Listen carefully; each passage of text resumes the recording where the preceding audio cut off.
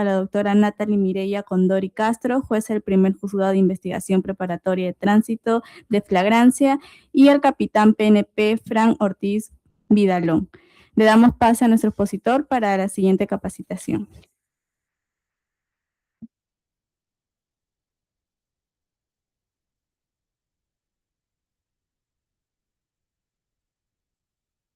Sí. Buenas tardes con todos. Ante todo, el agradecimiento por la cortesía de la invitación hacia mi persona. En esta oportunidad vengo a compartir con este distinguido público, colegas, compañeros, algunas cuestiones en la práctica que se ha vivido. En este caso va a ser un recordaris, algo que ya hemos aprendido en su momento. Y quiero empezar. Doctora, ¿empiezo? Quiero empezar este pequeño conversatorio con una frase. Las actas policiales no están disciplinadas y tampoco pueden estarla. Siempre, desde que salimos de escuela, siempre hemos tenido ese problema, el formato. El formato, pásame el formato, consígueme un formato. Pasó media hora, 40 minutos, 50 minutos y nos demoramos. Y es donde la defensa puede aprovechar esos minutos. Tuve la suerte de que me inculcaron desde mis primeros meses, mis primeros años, donde me dijeron, pues, ¿no? Los formatos, pues algo relativo, porque cada situación, cada intervención es distinta. No sé si se han dado cuenta, ¿no? Nunca se va a asemejar, siempre va a ser una cuestión distinta, diferente. Es por eso que siempre, pues, ¿no? Mis superiores, mis brigadieres, siempre me indicaban, todo está en la mente. Tienes que adecuarte a un registro vehicular, un registro domiciliario, el registro domiciliario, un piso, 2 pisos, de varios ambientes, un departamento, un barco, un bote. La situación, el contexto, cómo vas a desarrollar las actas es libre, o sea, es distinto. Entonces, buscar un formato para cada situación es donde a veces nos demoramos.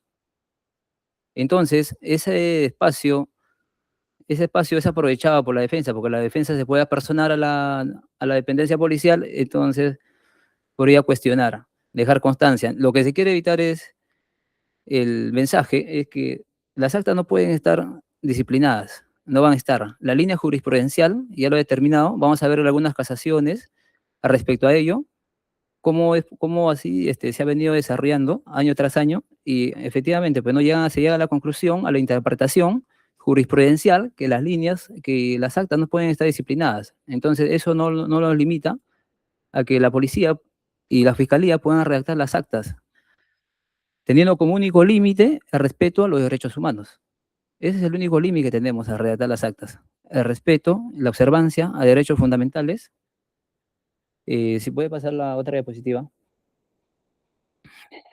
Quiero empezar con esta estadística. Voy a hacer un tema introductorio a la estadística. El comercio, el 10 de febrero del año 2025, saca una estadística donde el Perú desciende a 10 puestos. De 147, del puesto 40, de 147 países, baja del puesto 40 al puesto 10, el año pasado, 2025. Quiere decir que la criminalidad en sus diversas, viene evolucionando en sus diversas manifestaciones. Entonces, es un tema preocupante, pero tenemos una norma que se aprobó el anteaño pasado, el año 2024, que de repente va a ayudar a combatir esta estadística. Y eso se va a demostrar con la siguiente diapositiva. Si me permite, esta diapositiva de este año 2026 nos indica que hay una reducción. Hay una reducción. El IN está en la parte inferior. En la parte inferior van ustedes a poder cotejar la reducción. Entonces, es una señal de que la policía está realizando un buen trabajo. Si hay una reducción, significa que ya, pues, ¿no? Los malos elementos están siendo sacados de las calles, puestos a disposición a la autoridad correspondiente, y la estadística lo dice, ¿no? Están los números, hay una reducción en un porcentaje significativo. para ciertos delitos, y también la otra cara de la verdad es que, ¿no? Vienen brotando nuevas modalidades, vienen brotando, pues, ¿no? Nuevos grupos. Eso es donde nosotros igual tenemos que combatir. Entonces, hacía alusión a que hemos bajado 10 puestos, hemos bajado del puesto 40 al puesto 10 en violencia. Ahora, este año se ve que hay menos delitos violentos, pero significa que eso tiene un motivo, tiene un porqué. Si puede pasar la otra lámina. Nosotros hacíamos referencia a que había una reducción significativa este año, aparentemente, pero afuera sí, ¿no? El tema es violento en la calle. Pero hay que hacer hay que recordar que en 1940 hasta el 2004 la policía formulaba los famosos atestados.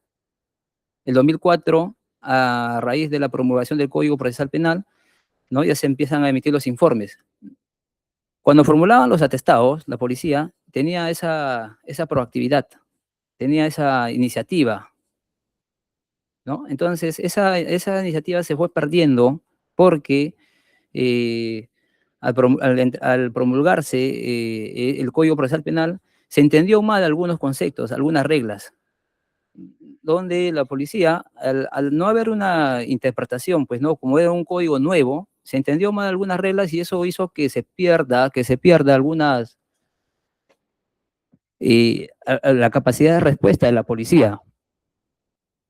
Ahí, el 2024, tenemos la ley 32.130, donde le devuelven la capacidad de investigación a la policía. Con esa ley, con esta ley, con lo que hemos visto con la estadística del 2025, con la estadística de este año, entonces se ve que esta ley está le está devolviendo a la policía esa capacidad, esa proactividad, esa iniciativa que la tenía antes. Porque desde 2004, con el Código Procesal Penal, las reglas eran lo mismo que con la ley 32.130.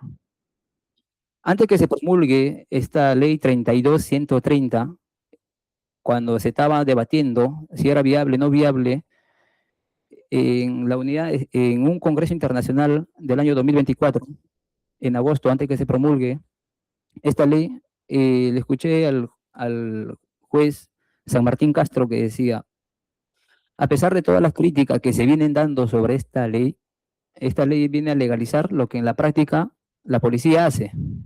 Porque en la realidad material, la policía, cuando nosotros salimos afuera, la policía es la que realiza pues todos los actos urgentes, imprescindibles, diligencias, incautaciones, entrevistas, todas las actas por haber. Entonces, por eso, antes que se promulgue esta ley, este reconocido juez nos indicó, pues, ¿no? Es una legalización de lo que la policía en realidad hace. Y efectivamente, pues, ¿no? Siempre la policía, desde mucho más antes, en toda la historia se sabe que la policía, pues, viene a combatir, a neutralizar, a detener a las personas que están al margen de la ley. Y eso no es de ahora, no es del año 2004, no es del año 90. En toda la historia de la humanidad, la policía tiene ese rol de neutralizar, de proteger, de cuidar. Es por eso que las reglas, que hay una disminución, ahora con esta nueva ley, es por eso que se aclara la ley, le dan el título, ¿no? Se devuelve la investigación preliminar a la policía, le cambian el título de diligencias preliminares a investigación preliminar. Es por eso que nuestra policía ahora tiene mayor coordinación con la fiscalía. No sé si se han dado, de repente hay casos aislados donde todavía existe, pues, ¿no?, algunas controversias, pero a raíz de algunos comentarios, de repente ustedes me van a ir comentando sobre eh, algunos malos entendidos. La regla del binomio es que le dé a esa operatividad a la ley. Y con esta nueva ley se entiende eso. La estadística nos da luces de que sí, ¿no? Sí, se está trabajando bien, las autoridades están haciendo bien su trabajo. Entonces hay que ir entendiendo cuáles son las reglas, ¿no? ¿Cuál es el amparo legal donde nosotros, por qué? ¿por qué se dice que siempre la policía siempre realiza estos actos desde mucho más antes, con la antigua ley, con esta ley? Entonces, para eso podemos ver la otra diapositiva. Cuando entró en vigencia esta ley, decía la policía, la fiscalía pierde la conducción, el control de la investigación. Acá tenemos una diapositiva en la sentencia del Tribunal Constitucional, en el fundamento 139 nos dice, la fiscalía en ningún momento va a perder la investigación preliminar. Ellos mantienen la titularidad de la conducción y tienen para eso pues, el artículo 122.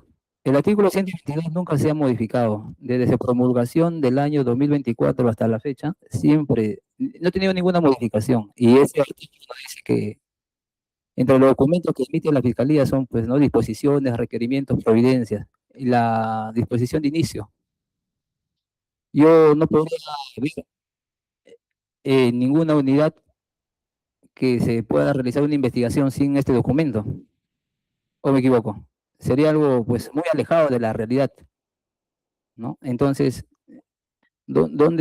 ¿cuál sería el problema donde el cual sostengan que la Fiscalía pierde la conducción jurídica? Estamos en investigación preliminar y la ley le obliga a la policía a actuar en base a esa disposición de inicio, ¿no? Sin perjuicio que en el transcurso de esperar esa disposición de inicio no significa que la policía se va a quedar con los brazos cruzados, porque eso tampoco, no, es una idea alejada pues de la realidad, porque se supone que cuando al espera de la disposición fiscal se presenta un hecho, se tiene que dejar constancia, levantar un acta, no vamos a fiscal, eso ha sido uno de los problemas. La iniciativa a la cual yo les hacía referencia es que la policía tiene ese respaldo jurisprudencial. La norma no es taxativa, no te dice, pero la jurisprudencia te dice que sí, la policía tiene esa facultad de realizar las actas por imperio de la ley. La Constitución le delega a la policía y la policía, para salvaguardar derechos fundamentales, tiene que eh, dejar constancia en las actas respectivas. Y si no tenemos una disposición, no vamos a omitir en nuestros actos funcionales, porque ¿qué va a pasar? La policía va a ser denunciada. O sea, sin permiso de esos documentos de la disposición fiscal, la policía tiene que realizar, según la naturaleza, los actos que se pueden ir presentando. Entonces, ustedes pueden notar, pues, ¿no? Que a mi modo de parecer, y yo lo comparto, que esa pelea que se pudo haber presentado respecto a la titularidad, nunca se ha perdido, siempre ha estado ahí. Está en el artículo 122, nunca ha sido modificado, como les reitero, siempre se ha mantenido. Otra diapositiva, por favor. Vamos a repasar siempre lo que hemos hablado. El proceso penal, en general, tiene dos tipos de procesos. El proceso común, como ya sabemos, los procesos, ¿no? que demoran años, tienen más etapas, tienen más fases, y los procesos especiales. El proceso de policía tiene una mayor participación en lo que ustedes están ahora, ¿no? Lo que son de la unidad de flagrancia. La unidad de flagrancia acá, ¿quiénes son de unidad de flagrancia? De Pincres. La mayoría ya. Entonces, el proceso tres etapas clásicas: investigación, etapa intermedia y etapa de juzgamiento. Los procesos especiales, nosotros trabajamos más en un proceso inmediato. Le vamos a dar toda esa herramienta, todo el insumo necesario para que el Ministerio Público pueda incoar un proceso inmediato. Y esa es una labor muy importante porque nos vamos a ahorrar, pues el Estado se va a ahorrar mucho tiempo. La víctima en el fondo es la que se va a beneficiar más. Y al sacar, ¿no? de circulación a ese mal elemento, eso va a ser algo beneficioso para todos.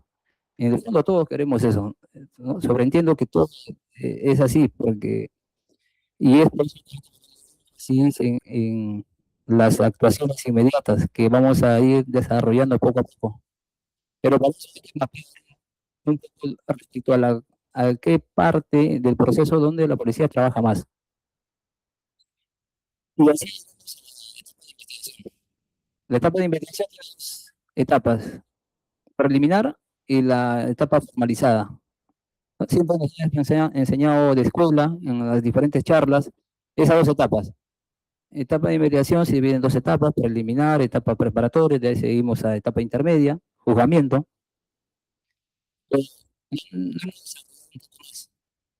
Aquí yo divido la etapa preliminar, lo divido en dos etapas.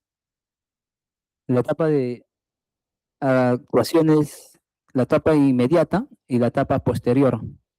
Porque si ustedes se dan cuenta, en la etapa preliminar tiene que tener sus dos etapas. La flagrancia es una etapa inmediata, donde la policía sí o sí tiene que realizar actos urgentes, pues, ¿no? Tiene que neutralizar, asegurar los elementos, detener. Y esa es una actuación, una fase de la etapa preliminar, de la investigación preliminar, es una subetapa. Y también tiene una etapa posterior. Realizo todas mis actas, comunico a la fiscalía y en coordinación con la fiscalía se apertura una carpeta fiscal. Es una etapa posterior de investigación propiamente dicha, con la formalidad del caso, con el abogado, con todas las garantías.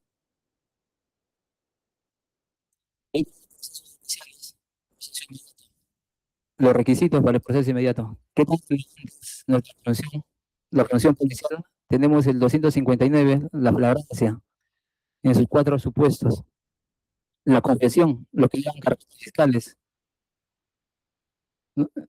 Esa, la técnica que va a utilizar el fiscal para que esa persona pueda confesar, no, no teniéndolo pues no detenido o encarcelado, sino en una carpeta fiscal en libertad con todos los elementos de convicción que usted pueda recabar.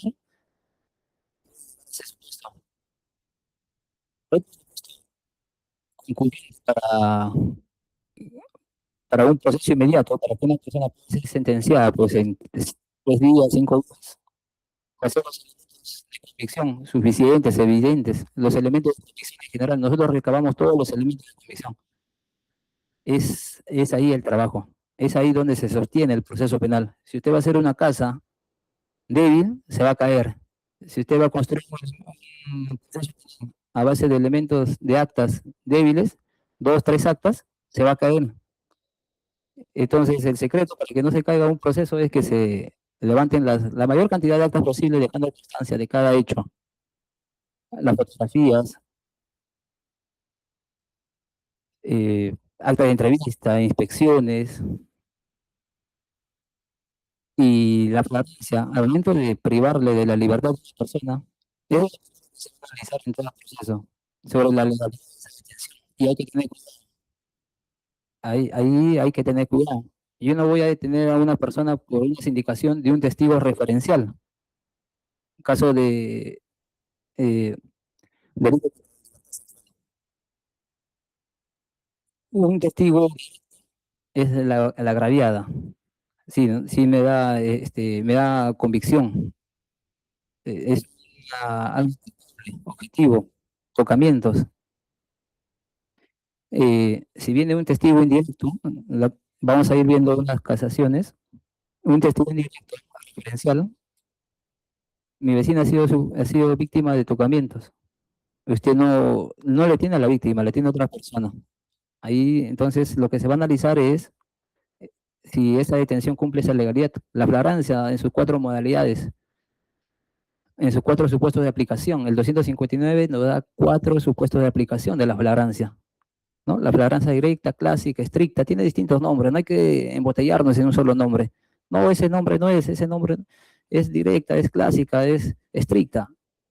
Son diversos conceptos. A veces pecamos en conceptualizar un determinado este, precepto. La flagrancia clásica, el primer supuesto de aplicación es la directa, con las manos en la masa. Eso no hay duda en ese supuesto. El segundo supuesto de aplicación de la flagrancia aún se ha encontrado las personas que se escapan en una persecución, producto de esa persecución, pues tampoco no hay problema. Tercera indicación, la flagrancia por sindicación. Indicábamos que una flagrancia por sindicación, única sentencia, la víctima, el agravado. Hablábamos, el tercer supuesto dice, una flagrancia virtual. La flagrancia virtual, cuando es reconocido por elementos de, ¿no?, videos de grabación, la flagrancia virtual. Si nosotros tenemos constancia un video de un hecho delictivo, nosotros visualizamos una conversación de WhatsApp, de un chantaje, de una coacción, de una extorsión. Es un elemento periférico. Y el último supuesto de flagrancia de detención, en el cual se va a privar de la libertad a la persona que infringe la ley, es el de cuando las personas son encontradas con objetos, elementos del delito. 24 horas. Para casos graves, 72 horas, con la última modificatoria. La norma está ahí, hay que aplicarla, siempre con ese criterio de policía. El policía tiene que hacer un razonamiento, el famoso criterio. El famoso criterio se puede decir que es el razonamiento, ¿no? El análisis de los principios de necesidad, de proporcionalidad, de razonamiento, donde el policía va a realizar ese trabajo mental en minutos, segundos, y va a proceder a realizar su trabajo, su actuación. Y esa actuación tiene respaldo jurisprudencial, legal, constitucional. La otra, por favor.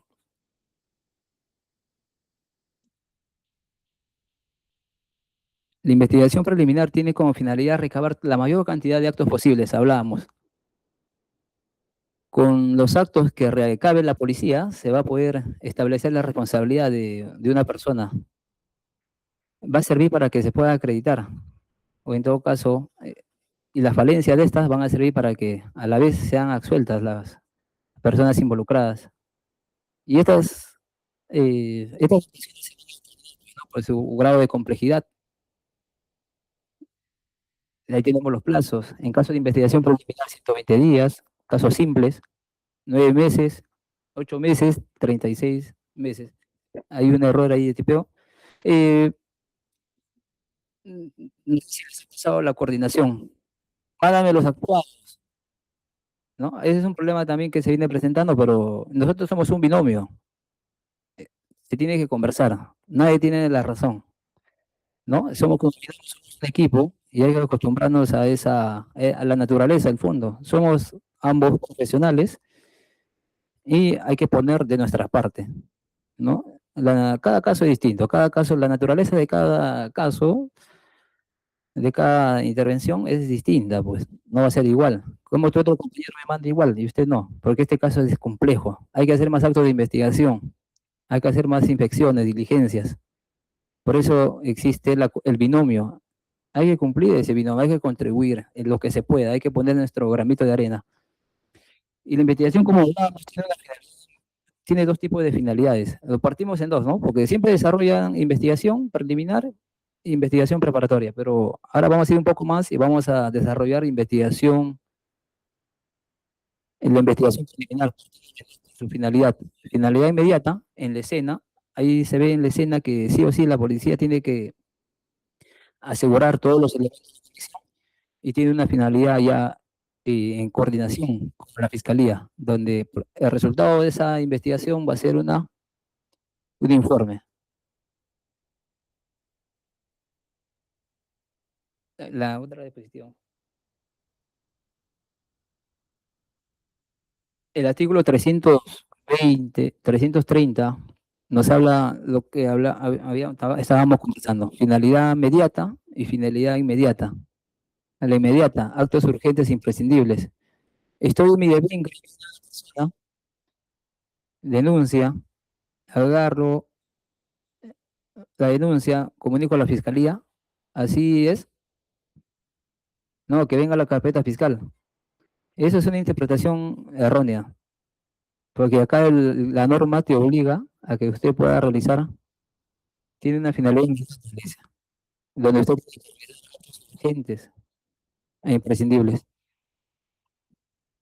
Entonces, los actos urgentes e imprescindibles no solamente es en flagrancia. Si usted, si uno de nosotros, o un familiar, amistad, es víctima de un delito y nos acercamos a la dependencia policial, en la dependencia policial nosotros denunciamos y nosotros como conocedores nos vamos a quedar tranquilos sin que esa dependencia policial mínimamente recabe los videos o algo mínimo que pueda hacer. No, no, o sea, la vieja idea de que lo que venga a la carpeta fiscal también ya es una idea que ya creo que ya no se está repitiendo, no se debería repetir porque la norma te obliga a que tengas que realizar mínimamente algo. Lo que le van a preguntar a ustedes, ¿y qué hizo al respecto? Es como, ahí ya, pero se borró las cámaras y las cámaras, entonces hay que observar la norma, hay que darla en su completo, hay que internalizarla y la finalidad es una finalidad posterior, ¿no? Yo estoy con mi detenido, comunico, después de lo que se demore, 1 hora, 2 horas, ya tengo que esperar, ¿no? La disposición fiscal y iniciar una investigación formal con las partes. Yo coordino con el defensor público, coordino con la fiscalía y con todas las partes. De eso se trata la finalidad inmediata. Entonces, la finalidad inmediata es ya un trabajo ya en equipo, coordinado. Coordino con mi equipo, inspecciones, recabar videos, voy a buscar testigos, toda la mayor cantidad de información. Es un trabajo reforzado, un esfuerzo adicional que le tenemos que dar para que ese caso sea exitoso.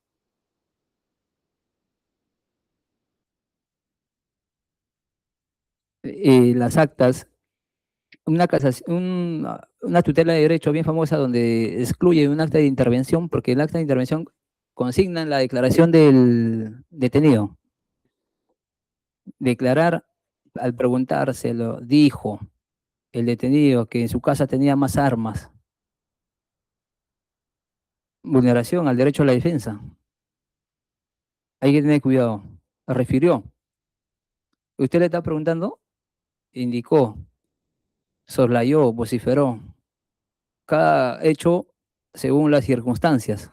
Hay que cuidar la garantía de cada acta. Se va a caer si nosotros vulneramos derechos. En este caso, en ese ejemplo, en la tutela se excluyen, anulan un acta porque introdujeron una declaración. Indicaron, hoy tiene que estar presente el abogado. Es válido. Y efectivamente, pues, ¿no?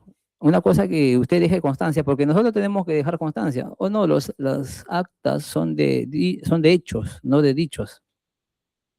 Ese precepto también, ya, pues, ¿no? Que venimos arrastrando, pero no podemos, tenemos que interpretarlo, pues, ¿no? Conforme a la finalidad de la ley. ¿Cuál es la finalidad de la investigación preliminar? Hacer todo lo posible para llegar a esclarecer, pues, el hecho. Entonces, las actas son de hechos, no de dichos tampoco. Hay que interpretarlo conforme, ¿no? Conforme a la realidad. Si yo estoy dejando constancia, tengo que dejar constancia, pues, ¿no? Que esta persona está indicando una situación que es relevante para este caso. Tengo que dejar constancia que un vecino, un morador está dando información. No, hay que citarlo, dicen. Escuché por ahí una vez. Hay que citarlo a esa persona para que vaya a la comisaría, a la dependencia policial y pueda dar su declaración. ¿Usted cree que va a ir ese testigo? Y si usted no adjunta, si sabe que no va a ir, ¿por qué no deja constancia en el acta? Tiene que dejar constancia lo que usted está visualizando, está percibiendo, está escuchando, porque esa información puede ser una línea, una hipótesis, va a servir, puede ser relevante. Entonces, esa idea, pues no está presente el abogado, no está presente el fiscal, pero si acá la norma te obliga, usted tiene como una finalidad inmediata, tiene que realizar todos los actos urgentes. Ya más adelante, si ese testigo va a la fiscalía, a la policía, ya pues ahí se va a recabar la declaración formal, pues, ¿no? Con todas las garantías. Pero si yo estoy en una situación de urgencia, Si yo estoy en una situación de urgencia, tengo que dejar plasmada todo lo que se pueda, ¿no? Si, mi único límite es que yo vulnere derechos, derecho a la defensa, ¿no? No puedo introducir una declaración, pero si yo escucho del investigado, si son testigos, sí pueden introducir la información, constancia. El investigado dejó constancia a lo que refiere, lo que le indica en su separación. Pero que una vez que estas personas vuelvan a, ¿no? a la, encuentren la calma nuevamente, una vez que pase, ¿no? Los primeros minutos, este detenido, pues, ¿no? No lo va a colaborar en nada, no le va a dar ninguna información.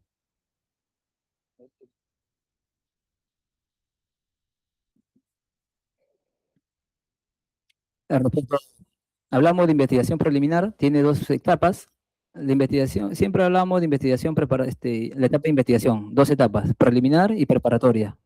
Hoy en día queremos aterrizar un poco la preliminar. La preliminar tiene dos etapas más, una etapa inmediata y una etapa posterior. Estamos hablando de etapa de investigación preliminar. La jurisprudencia nos indica que la etapa inmediata es son los actos en armonía con el artículo 330, la finalidad inmediata, la actuación inmediata sirve para asegurar todos los elementos de convicción, para detener.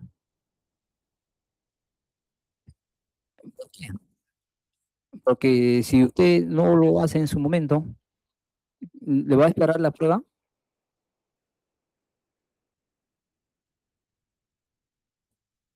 Gracias. Si nosotros no dejamos constancia, nos va a esperar esos elementos de convicción, esa información. Su naturaleza de la actuación inmediata es que son irreproducibles. No nos van a esperar a que nosotros volvamos a programar una diligencia para que se realice, ¿no? No va a suceder así porque son irreproducibles, es volátil, se va a desaparecer. Su testigo, su escena, la información que usted quiere dejar constancia, no le va a esperar. Entonces, la jurisprudencia le dice, ¿no? Oye, usted tiene la norma, le dice que sí, y acá la Corte Suprema también le dice que sí. Usted como finalidad inmediata tiene que neutralizar, porque si usted va a programar una diligencia, se va a perder esa información y se va a perjudicar la finalidad del proceso, que es encontrar todo lo que fuera posible. Entonces, esa idea de que no hay que programar una diligencia, esa idea, pues, no, hoy en día no se alinea con los criterios jurisprudenciales, ¿no? Usted, por un tema de peligro, tiene que dejar constancia de estos actos. Posterior, la investigación preliminar también tiene una etapa posterior de investigación propiamente dicha, de coordinación con la fiscalía. Esta investigación va a servir, pues, ¿no? Para que la fiscal, al término de la investigación preliminar, decide, ¿no? Va a decidir, pues, ¿no? Si va a formalizar, va a ser una acusación directa o va a irse por una incoación al proceso inmediato. Si la fiscalía no recaba esos primeros actos de investigación, no recaba las actas, no formaliza, no deja constancia, no redacta las actas, por- ¿usted cree que se va a llegar a ese estándar para que se pueda terminar en uno de esos supuestos? Porque son estándares, pues, ¿no? Ayer el doctor Quiroz nos dijo los estándares: sospecha simple, reveladora, suficiente, fuerte, más allá de toda duda razonable.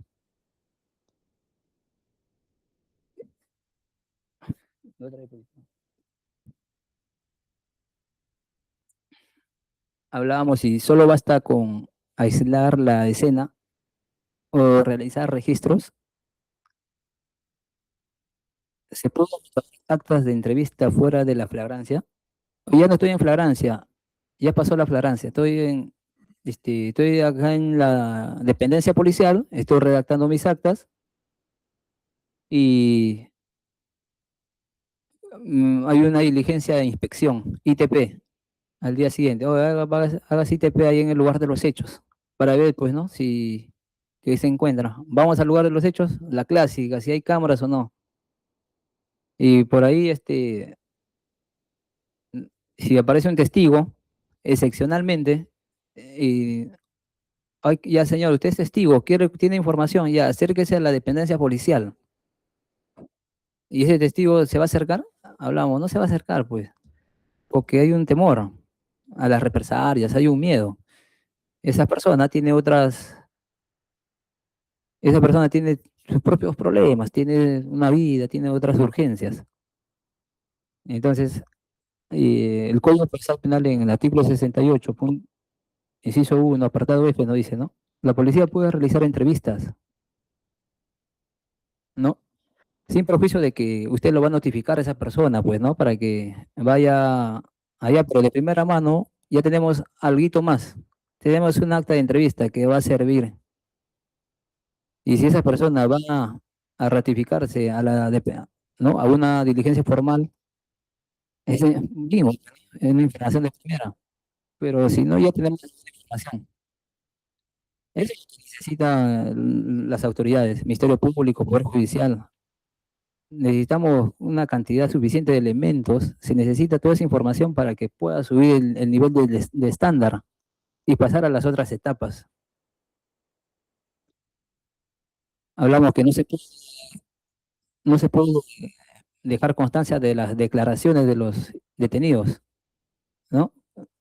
Usted no le puede preguntado, al preguntar se le dijo que tenía las cosas en su casa. No, no. Tiene que usted indicar, pues, lo que refirió, pero sin caer en el error de vulnerar derechos fundamentales, derecho a la defensa. ¿Te puedo revisar en flagrancia? No, no revises. Derecho a la intimidad, derecho a al secreto de las comunicaciones, ¿no? Ya existe varias sentencias donde justo en esta etapa que estamos analizando hoy, que estamos conversando, la etapa inmediata, la actuación inmediata de la policía, sí, la policía puede revisar teléfonos en una flagrancia, porque nos va a permitir obtener información respecto a ese hecho delictivo, respecto al derecho a la intimidad. La única forma que usted podría vulnerar el derecho a la intimidad en ese acto es que usted saque información, pues, ¿no? De su vida, de su vida familiar de esa persona, que no se relacione con el hecho investigado. Vulneración al secreto de las comunicaciones, tampoco. Eso es un mensaje. Usted está revisando usted no está chuponeando, usted está revisando un mensaje ya que está, pues, ¿no? En línea. Y si está en línea, es una conversación, pues está justificada por la urgencia, por la modalidad del delito. Hay que agarrarlo con pinzas, esta, estos hechos, porque como decíamos, cada hecho es distinto. Lo que va a darle respaldo a nuestra actuación policial es la constancia que se va a dejar. Nosotros vamos a dejar constancia de cada hecho. Tenemos que motivar. ¿Por qué estamos ingresando al teléfono en ese momento? En ese momento el detenido te va a dar su clave, porque él está en un estado donde él colabora. ¿Ustedes están revisando teléfonos así en extorsión, delitos de extorsión? ¿Han tenido la oportunidad y dejan constancia? Claro, por ejemplo, hay criterios distintos, ¿no?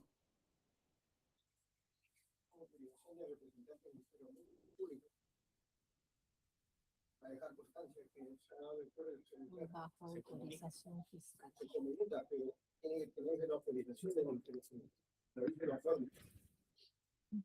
Estamos en, eh, estamos en un delito que cada hecho es distinto. O sea, no, depende de la naturaleza, la circunstancia del hecho.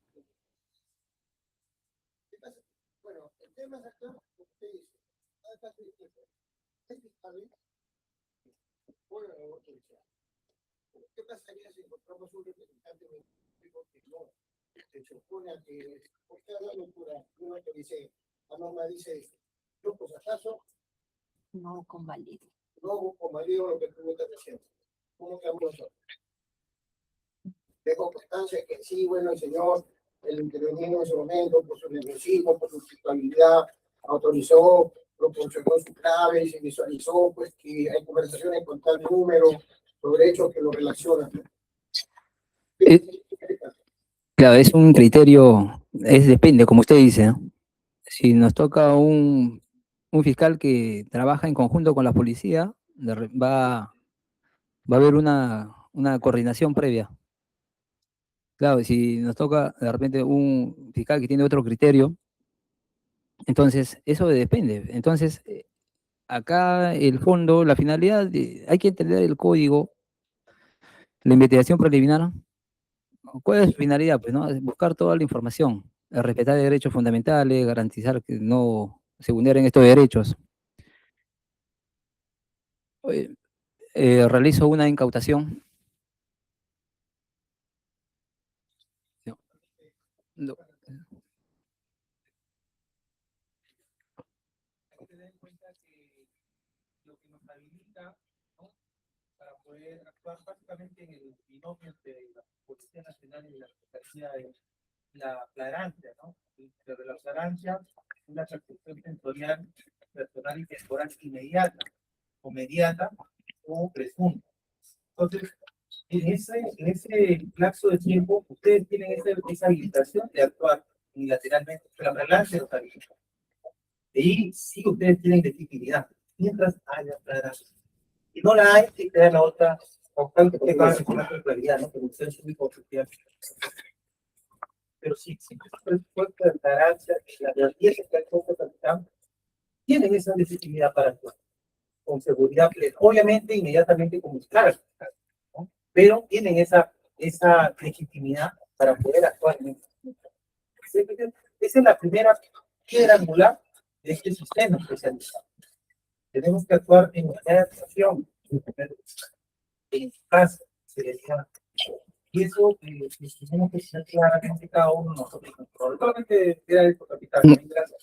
Gracias, doctor Cristian.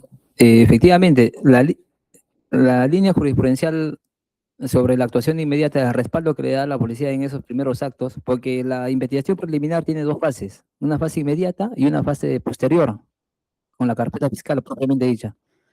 Obviamente, cuando yo estoy en la dependencia policial con la carpeta fiscal, yo voy a conseguir el acceso al teléfono. Y yo ahí no puedo realizar, porque no hay demora, no hay urgencia que se pueda perder la información, porque ya estoy en una dependencia policial.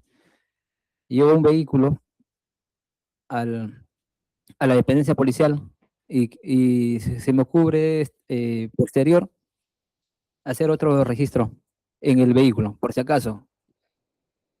Ya tengo mi registro y quiero hacer otro registro vehicular en la dependencia policial, ampliatorio, complementario. Ahí estamos en actos urgentes, una actuación inmediata o ahí es también es la misma situación, ¿no? Ahí ya no hay urgencia, ya no hay urgencia. La urgencia sí está en el lugar de los hechos. En el lugar de los hechos, llego a la comisaría, a la dependencia policial, redacto las actas, siempre y cuando se justifique, pues, ¿no? El traslado, el desplazo. Como regla general, a redactar las actas en el lugar de los hechos, pero también tiene secciones que la jurisprudencia es reiterativa sobre estos casos, y es el tema de la motivación. Motivación en el sentido de que sí se debe profundizar, dejar constancia, y ya dejar el viejo cliché, ¿no? El viejo cliché, que ese formatito que nosotros tenemos, que por medida de seguridad, mejorarlo, pues, ¿no? Tenemos herramientas de inteligencia artificial, apalancarnos, ayudarnos. Los juzgados, Poder Judicial, eh, medida de protección, tiene una inteligencia artificial, medida de protección, que también sacan sentencias con herramientas de inteligencia artificial. Nosotros que estamos, ¿no?, ahí en esa actuación, en esos minutos debemos hacer lo mismo, apalancarnos de esas herramientas para hechos concretos, ¿no? Me, me faltan algunas ideas, utilizo la herramienta, me apoyo, porque es una realidad, pues, ¿no? Para hechos concretos. Hablamos de la sindicación del testigo de referencia. Hay un testigo, en un caso de violación sexual, la madre, un familiar de una menor denuncia un hecho delictivo de violación sexual, pero sin la menor. A mérito de esa información, la policía detiene al presunto. Llega hasta la Corte Suprema y la Corte Suprema hace un control de la legalidad de la detención y analiza en cuál de los supuestos del 259 se encontraba. Pues indicación de la víctima, entonces declaran nulo eh, esa sentencia al verle el testigo de referencia.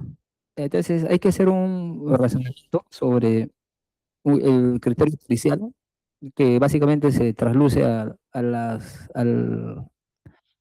análisis, ¿no? De los principios de razonabilidad, necesidad, proporcionalidad.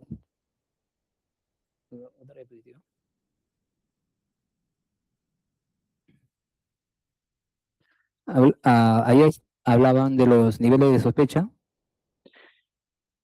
para detener a una persona. Primer etapa, el primer para abrir el proceso, la primera escalera del proceso, los niveles de sospecha. Sospecha suficiente, sensorial. La policía tiene ahí como doctrina el manual de procedimientos policial de Mapo, donde le indica que usted tiene que tener sospecha suficiente objetiva. La jurisprudencia no es sospecha simple. Con esa sospecha simple inicia un proceso, pero nuestro manual no dice algo objetivo, una sospecha objetiva. Usted tiene que verificar si no va a la persona. Usted tiene que tener el ilícito de esa persona.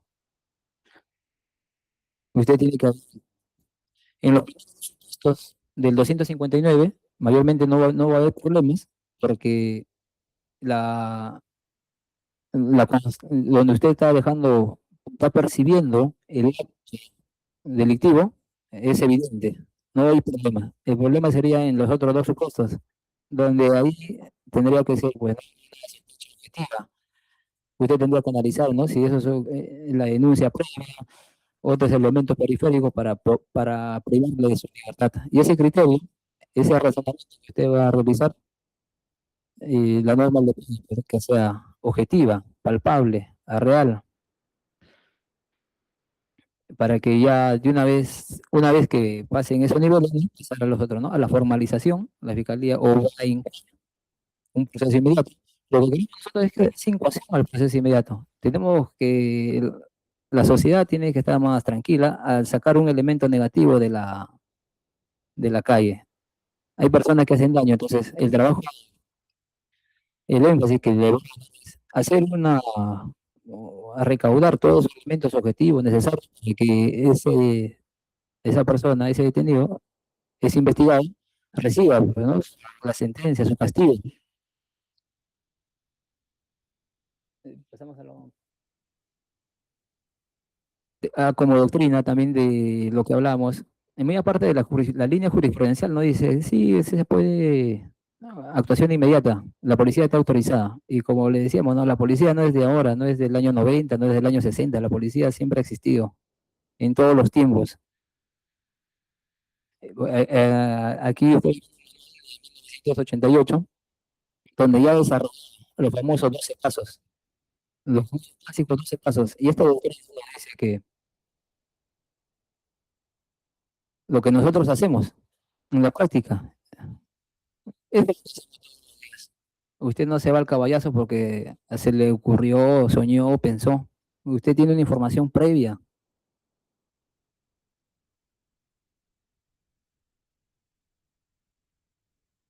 La Corte Suprema no dice, ¿no? Sí, sí se justifica usted para que vaya a verificar conocimiento del hecho, comprobación del hecho, para que haga actos corroborativos, sí hay un acto, una información previa que tiene que descartar, pues, ¿no? Si no, todos los casos no tendrían razón de ser. Colapsaría el Ministerio Público si usted comunicaría previamente.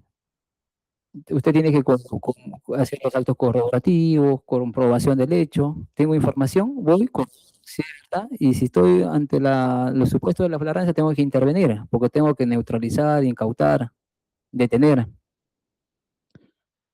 Es por eso que esta doctrina desde antes se trabajaba así. Hoy en día venimos trabajando así. Es una imagen como sí se puede ver, pues, ¿no? Porque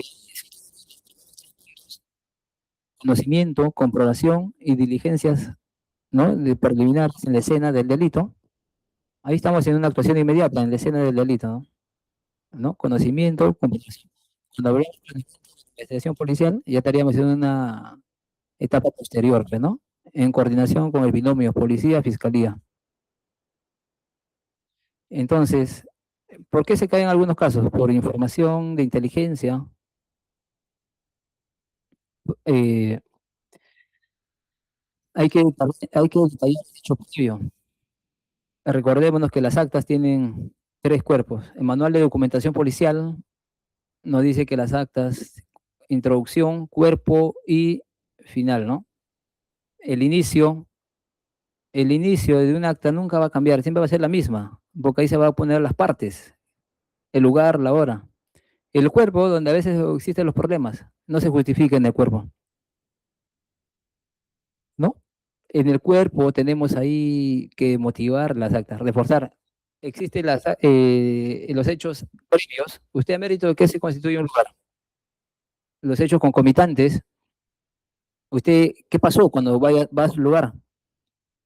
¿Qué sucedió? ¿Qué hizo? ¿A quién intervino? ¿Qué incautó? Y existen los hechos posteriores. ¿Qué hizo pues, luego? Hizo, ¿no? La cadena de custodia con los formatos respectivos y eso se tiene que plasmar ahí en el acta. El acta no solamente es el inicio, cuerpo y fin. El inicio, todas las partes. El cuerpo, el antes, el durante y el después. Esas 3 partes. Y a veces ahí viene el problema, no se justifica. El inicio, por información de inteligencia, por información de fuente humana, por información, pero no detallo esa información a veces resaltante. Tengo información de que, ¿no? Junta, una banda delictiva integrada por, ¿no? Por ABC, pero no detalla las características de estas personas. Se tendría que detallar las características para cuando nosotros vayamos al lugar poder pues estar ante ese supuesto, y si estamos ante ya previamente en el acta, si usted está dejando constancia cómo eran las características, si usted va al lugar y corrobora esa información, estaría pues, ¿no? En la comprobación del hecho. Y si tiene esa información previa, está motivando su acta. Entonces el cuerpo se modifica en esas 3 partes, ¿no? Antes, durante, después. Hechos previos, concomitantes y posteriores. Lo,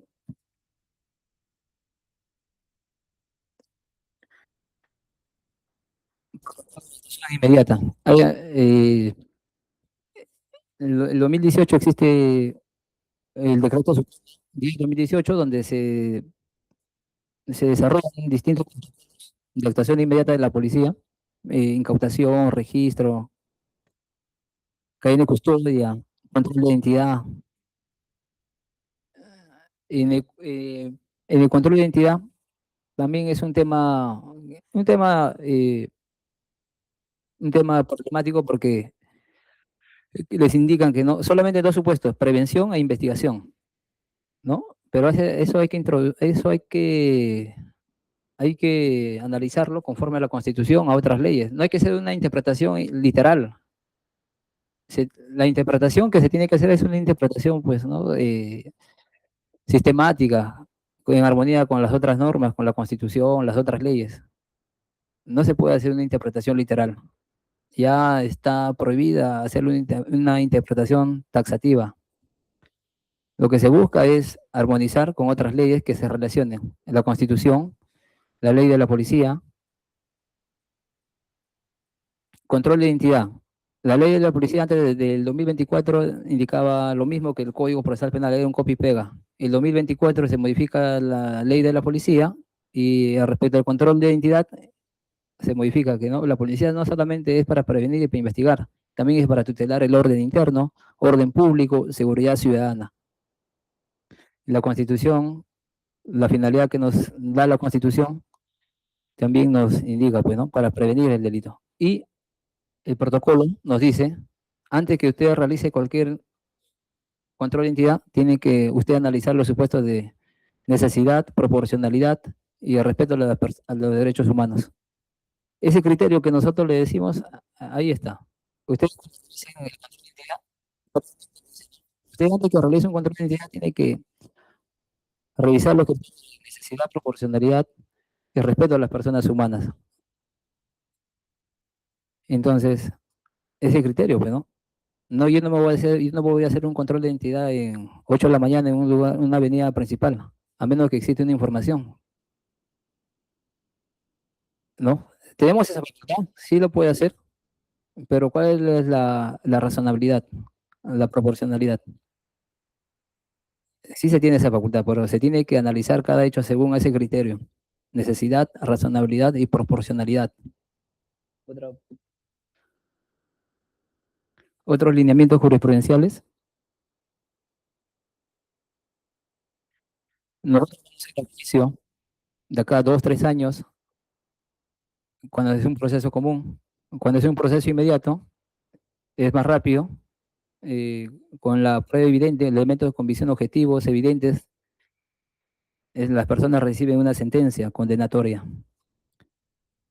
Cuando vayan a juicio, tienen que estudiar, no solamente ratificarme, tienen que estudiar, porque la contradicción de uno de ustedes puede conllevar a que ese caso se archive, se sea declarado nulo, se revoque. Un policía va a declarar a juicio de un hecho sobre la participación respecto a la incautación. ¿Dónde realizó el acta, señor policía? Eh, en la dependencia policial. Y, y hagan un análisis revisando el acta de las declaraciones previas de la investigación preliminar, y en la investigación el policía había dicho que las actas lo había realizado en el lugar de los hechos. Y si va a juicio el policía después de 2, 3 años sin recordarse, porque era un policía bueno, un buen detective, y se contradice, solamente por un detalle, un pequeño detalle. ¿Eso qué genera? ¿No? Y en consecuencia se absuelve. Ahí está la acusación, ustedes lo revisan, tienen que revisarlo, tienen que leer en sus ratos libres, tienen que reforzar, porque la finalidad es buscar garantías para que no se caiga el caso. El alegar actitud sospechosa. Esa actitud sospechosa hablábamos, ¿no? Hay que motivar el acta, antes, durante y después. Hechos previos, hechos concomitantes y hechos posteriores, ¿no? Cómo están vestidos previamente. Llegas al lugar de los hechos, tienes que motivar. Aseguramos todos los actos necesarios, pero está bonito todo, hasta ahí. Y si ese policía no va a juicio, hay un problema, insuficiencia probatoria, no se ha ratificado. La importancia de que ustedes se vayan a juicio a ratificar cuando son citados como testigos es una obligación para que ese caso no se caiga. Puede ser un caso bueno, pero si usted no va a juicio, va a perjudicar una teoría, la teoría del caso de nuestro compañero, del Ministerio Público. Insuficiencia probatoria, absolución. Eso no queremos, ¿verdad? No queremos que esa persona pues siga en la calle. No, en algún momento va a causar un daño terrible a alguno de nosotros, y nosotros como ¿no? Formamos para perseguir el delito, tenemos que cumplir con esta finalidad.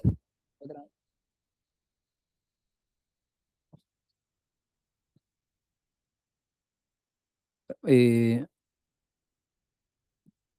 acá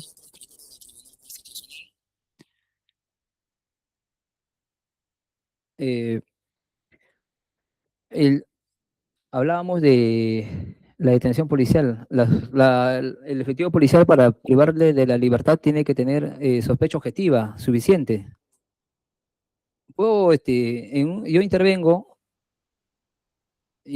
a una persona con taxista, Uber, y tiene su aplicativo, sube distinta información. Ahí tendríamos que analizar, pues, ¿no? Los descargos, cruces de llamadas previamente. Usted tiene esa facultad. La flagrancia nos habilita pues a poder realizar aquellos actos de descarte. No, imagínense, pues, ¿no?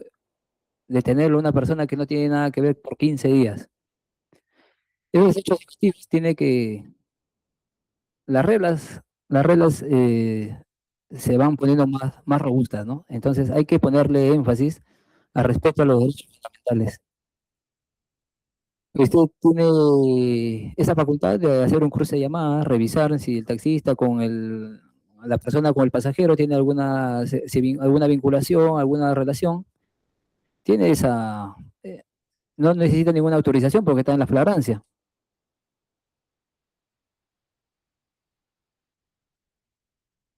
Me olvidé pasar el peritaje, se me perdió el arma de fuego, algún insumo. Acá hay una casación, es 656, 2019, Lima Norte.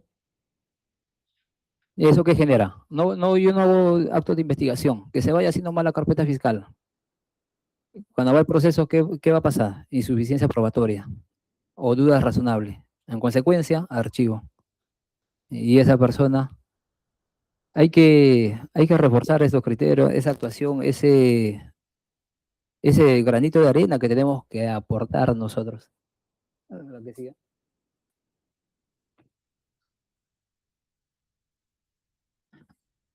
Doctora. Con esto cierro. ¿Está bien, doctora?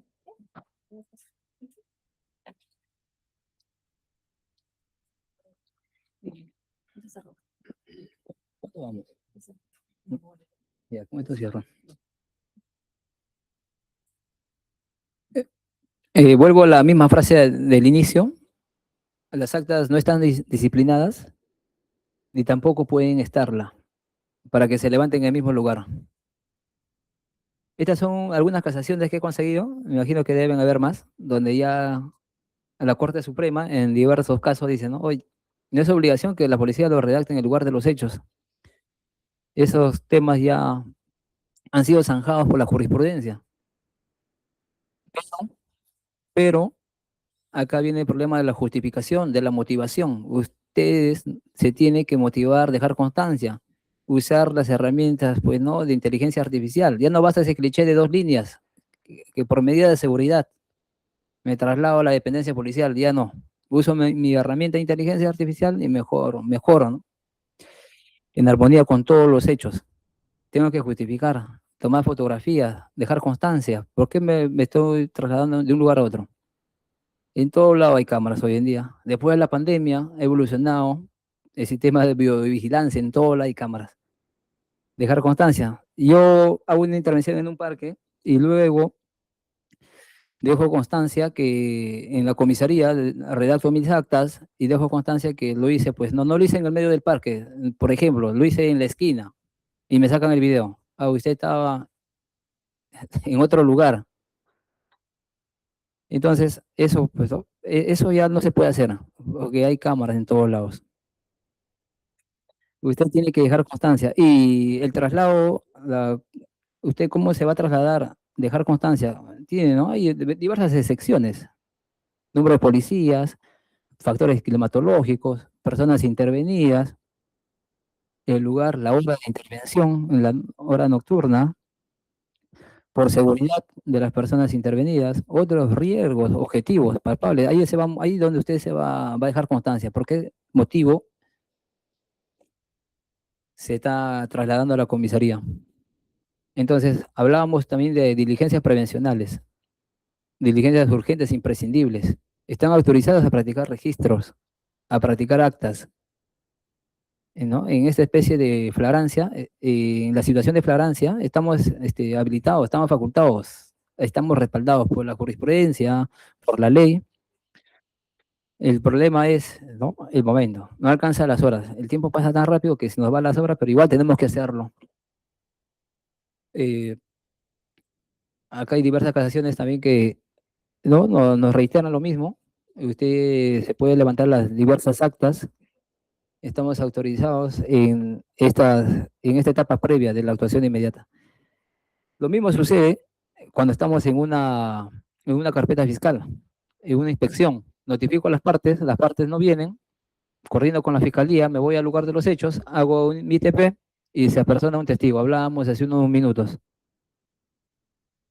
Tengo que dejar constancia de ese testigo, porque ese testigo no va a venir. Hay que asegurar la finalidad, la investigación preliminar. El concepto de investigación preliminar es asegurar todo lo que se pueda, toda la mayor cantidad de información.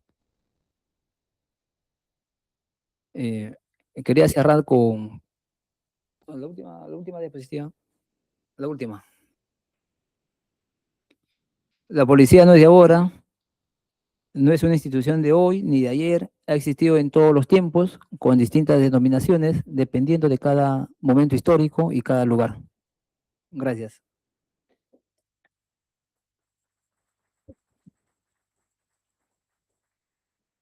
Bien, agradecemos, doctor Fran Ortiz Vidalón, por la exposición del día de hoy.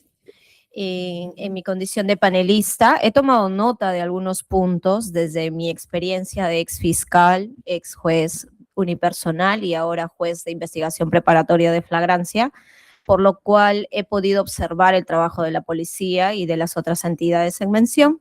Y el día de hoy ha tocado acerca de las actas. Efectivamente, las actas son un talón de Aquiles para el personal policial y va de la mano con el Ministerio Público si no logra recabar más elementos de convicción que refuercen esas actas.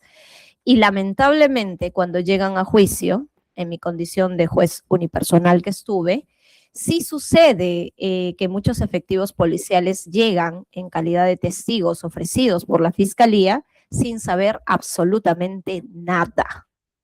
Es lamentable, pero ahí también es la responsabilidad del fiscal por no preparar a su testigo, por no coordinar. Pasan muchos años, evidentemente, incluso hay policías en retiro que llegan en calidad de testigos 4 o 5 años posteriores que no saben tantas intervenciones que han realizado. Sin embargo, existe también responsabilidad por parte del personal policial cuando es notificado mínimamente de tomar algo de responsabilidad, porque si saben que son testigos, buscar también, ¿no?, quién es el fiscal o al menos que les notifiquen qué documento han elaborado para poder recordar. Ha pasado, he visto en juicio, que hay policías y policías. Hay quienes sí, efectivamente, pues indagan, están preparados, responden, ayudan, pero hay otros que dicen, me ratifico en todo. O hay otros que dicen, no sé, no recuerdo. Le hacen entonces las técnicas de refrescamiento de memoria y todo lo demás. Pero sí, eso es impactante porque es el inicio de todo un caso. Y que también es otro punto que podemos decir, si evidentemente salió esta ley, la 32.130, que le faculta ahora al personal policial a que hagan las investigaciones preliminares, debemos de recordar algo. El fiscal sigue siendo el perseguidor del delito. El fiscal sigue conduciendo la investigación. Solo que los términos ahora han cambiado. El policía hace la conducción operativa y el fiscal hace la conducción jurídica. Eso debemos saberlo de memoria. El policía no va a calificar. La diferencia entre el viejo código y el código actual del 2004 es que evidentemente ustedes dejaron de lado el atestado, el parte policial y cambió por el informe policial. Solo son términos. Cuando decías atestado ya todo el mundo sabía que iban a denunciar. Si decías parte policial sabía que era un caso que se archiva.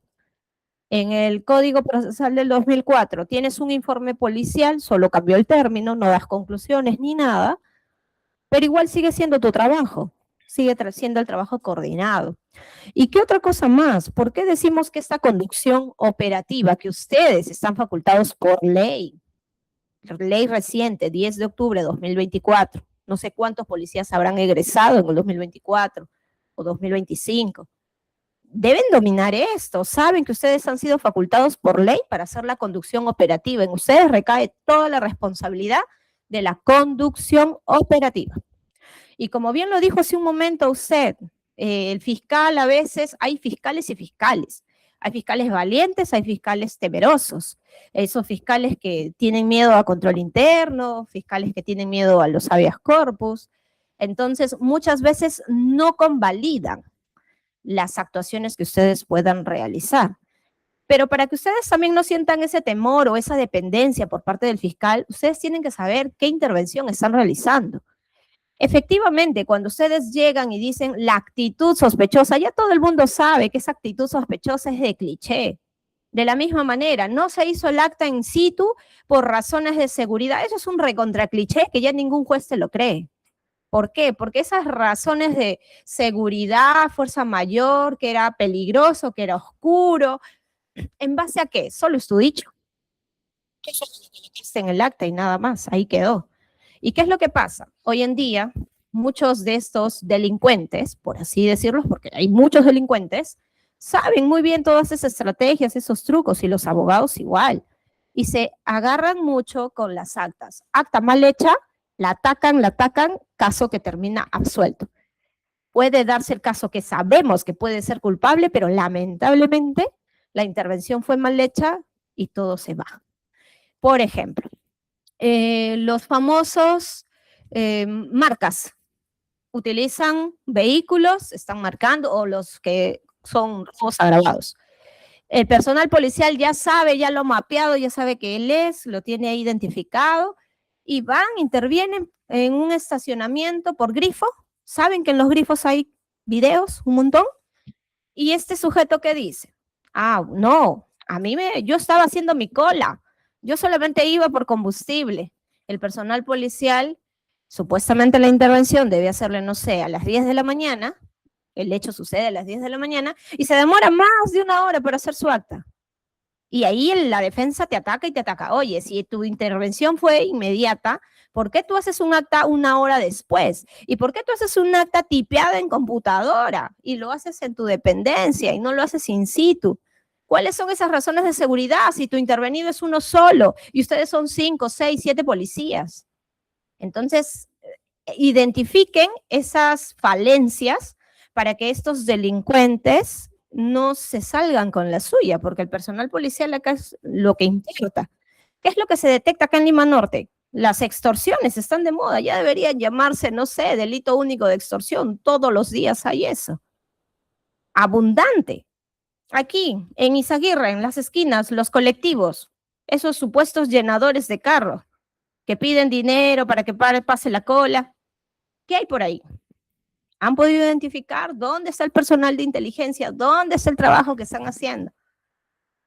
Eso es uno de los puntos. Conducción operativa. Policía debe hacer la conducción operativa.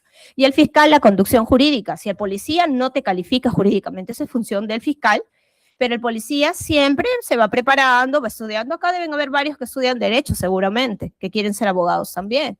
Entonces, pónganle énfasis en eso y traten de trabajar con sus fiscales. Si ustedes ven que son fiscales que no colaboran, hay fiscales y fiscales, por eso se dice, fiscales adjuntos que no colaboran, pero busquen a los provinciales, busquen al coordinador, al fiscal gestor. Siempre va a haber alguien que dé respuesta a esto. Y para evitar, ¿no?, estas intervenciones o estas puestos en cuestionamientos con respecto a que están vulnerando ciertas legalidades. Ahora bien, hace un momento habíamos tocado un punto muy importante que dijo aquí nuestro ponente con respecto a si se podía revisar o no en flagrancia los teléfonos de celulares. Esto ha ido cambiando bastante, constantemente, porque anteriormente no se podía tocar.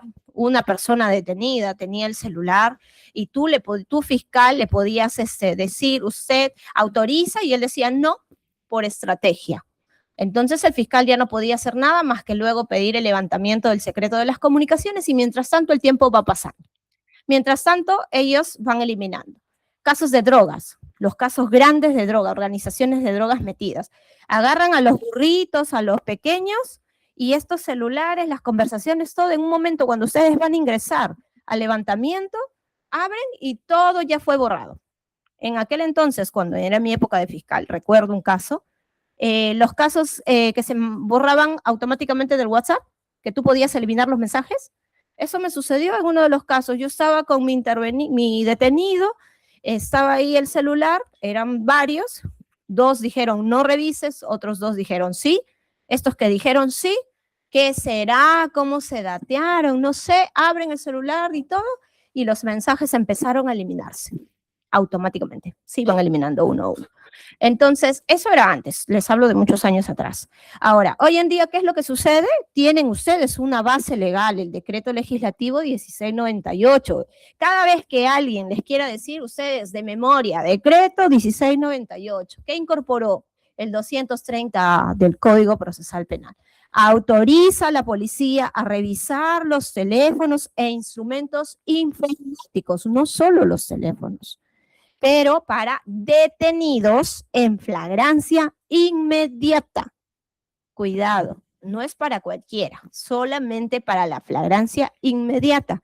¿Y para qué delitos en específico? 3.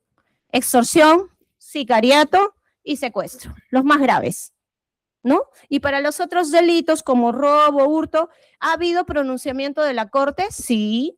Hay una casación, la 1175 del 2023 del Santa, que nos dice que pueden, sin orden judicial, pueden revisar mensajes, chats y correos leídos, almacenados, no nuevos, siempre y cuando esté también la policía y la fiscalía pueden ingresar a ese contenido, pero igual dentro de la flagrancia. Ustedes tienen todo el poder, toda la potestad dentro de la flagrancia, pero siempre con cuidado, porque se ganan habeas corpus, se ganan medidas disciplinarias, se ganan denuncias de abuso de autoridad, múltiples. Y la clásica, para los casos de droga, aunque ahora ya no es droga ya, los famosos sembrados, que todo el mundo se queja. Ahora ya pasó la droga de moda y ahora es, ¿qué son? A ver.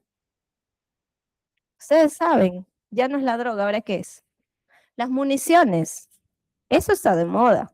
Me sembraron, no, eso no es mío. Yo no, en la guantera, en la parte de atrás del carro, 1 o 2 municiones por ahí. Eso es lo que está de moda hoy en día. ¿Qué encuentran? El delito de fondo, por ejemplo, tráfico de billetes falsos. El delito de fondo es eso, gente que se dedica a eso. Hace poco recuerdo un operativo grande que hicieron en San Juan del Lurigancho por Campoy, que tiene años dedicándose al tráfico de billetes falsos. Y ante eso, ¿qué le metían ahora? Una munición por ahí, una munición por allá. Y dentro del vehículo, ¿qué encontraban? No a 1, encontraban a 2 o a 3. ¿Y qué decían? No, eso no es mío, implícale al conductor, al dueño del carro. Yo solo soy su amigo, su acompañante, yo no sé nada. Pero eso fue cambiando igual, porque se iba poniendo de moda y ahora luego hablaron de la tenencia ilegal de municiones compartida. Y agarraban a todos y los metían. Pero lamentablemente, vuelvo y recalco nuevamente, llego a las actas de intervención. Estos casos se solían caer porque las actas de intervención policial, el gran problema es que ustedes no lo elaboran in situ. Ustedes lo hacen en sus dependencias policiales. ¿O cuál es otro problema? Que se demoran mucho tiempo. No sé qué tanto redactan o qué tanto. Hay casos y casos. Hay casos que sí, evidentemente te va a demorar, te va a tardar. Pero creo yo, para que se pueda combatir esto, la preparación debe ser fuerte. Ustedes trabajan en equipos, en departamentos de robo, estafa, no sé si se mantiene. En mi época era así, bueno, no sé. Pero lo que considero es que esta preparación debe ser constante. Deben tener siempre ahí alguien, uno bueno redactando, uno bueno en operatividad de campo, uno corriendo en forma, porque también hay a veces 5 policías para uno de droga que dice que está haciendo la microcomercialización. Y casualidad, solamente detienen a uno y no detienen ni siquiera o no identifican a quien supuestamente estaba comprando la droga. ¿Y qué dicen? Eran 4 o 5 policías. ¿Y qué pasó? ¿Por qué no lo agarraron? Acá son jóvenes. Hacen ejercicio diario, creo, corren, ¿no? No. Ah, bueno. Por atrás dicen que no. Bueno. Pero sí, tenemos que estar capacitándonos siempre académicamente, no solamente físicamente, y teniendo mucho cuidado. Y estas capacitaciones sirven justamente para eso, para detectar cuáles son los errores. Y vuelvo a decir, el delito de moda es la extorsión. Si el delito de moda es la extorsión, entonces ustedes, cada vez que tengan estos casos, es donde menos errores tienen que cometer.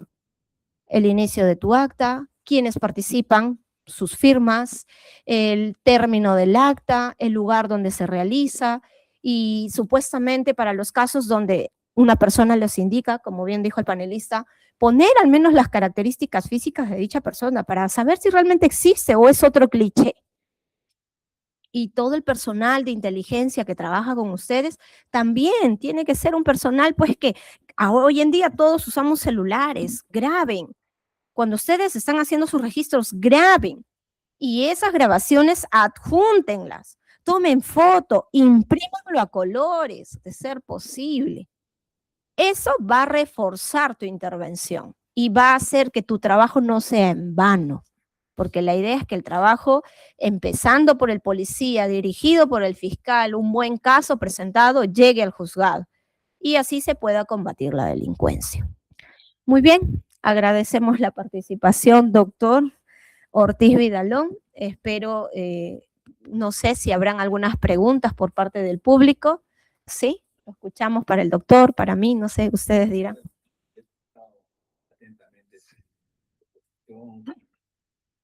Y en parte es lo que vive la sociedad, ¿no? Habemos policías buenos, malos, fiscales también en la misma condición, igual que jueces. Pero no es la profesión, es la persona. ¿Cómo tú te has criado de chico? ¿Qué valores has traído? O sea, tampoco no le echemos la culpa a la institución, ni al Ministerio Público, ni al Poder Judicial. El tema está en que tenemos que trabajar en conjunto. Y usted bien claro dice, sí, efectivamente usted dice extorsión, extorsión, extorsión. Perfecto. Pero yo hago un informe para hacer técnicas especiales y me lo niegan. Y me dicen que no tiene fiscalía especializada en criminal organizada acá en el Cono Norte. Entonces estamos mirando de espalda en la realidad. Porque yo hago mi táctica, sí, pues, no quiere, como dice usted, te quedas con uno, con dos, pero no llegas al cabecilla, al líder que está manejando todo eso.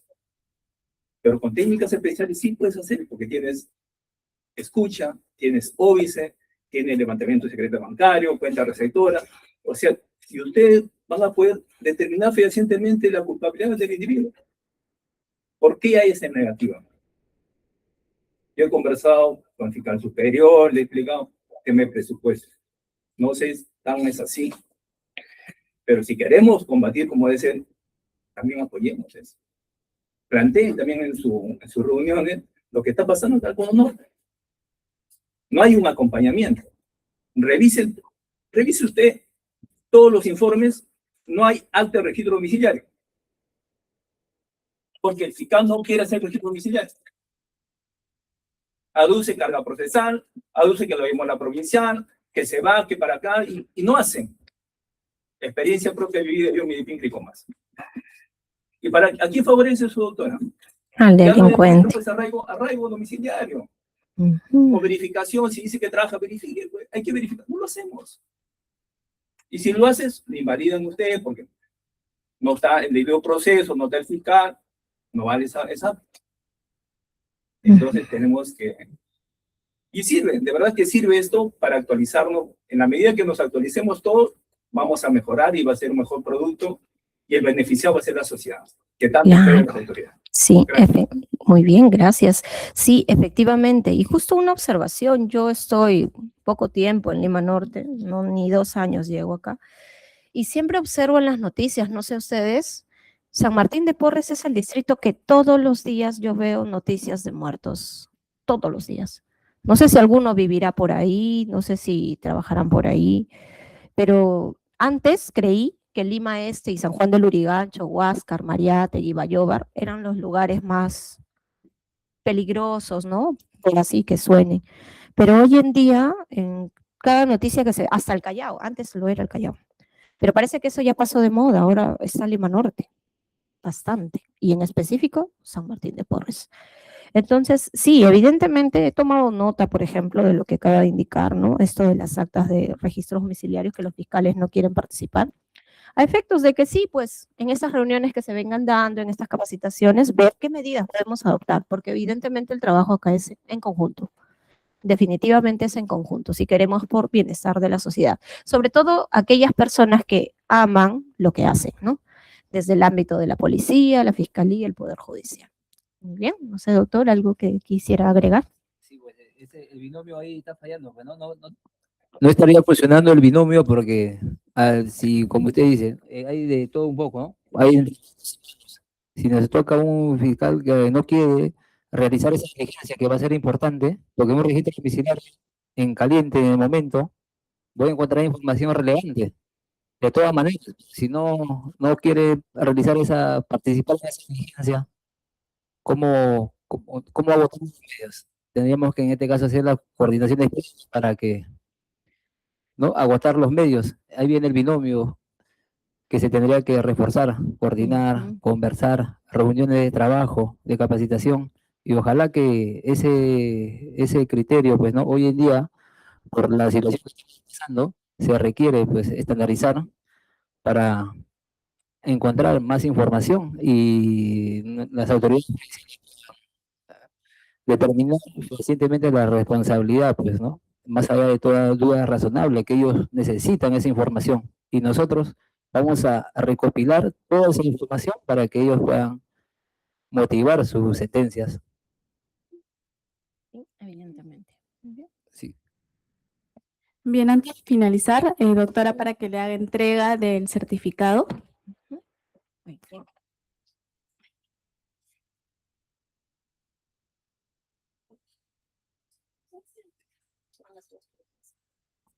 Muy bien, a ver.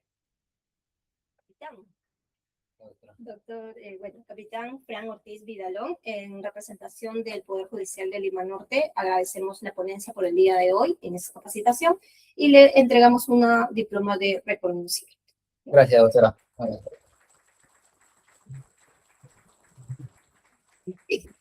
Gracias. Bien. Con esto damos por concluida la capacitación. También avisarles que el día de mañana es la clausura de este curso. Todos los que han sido registrados se les entregará la diploma física el día de mañana. Gracias. Gracias a todos.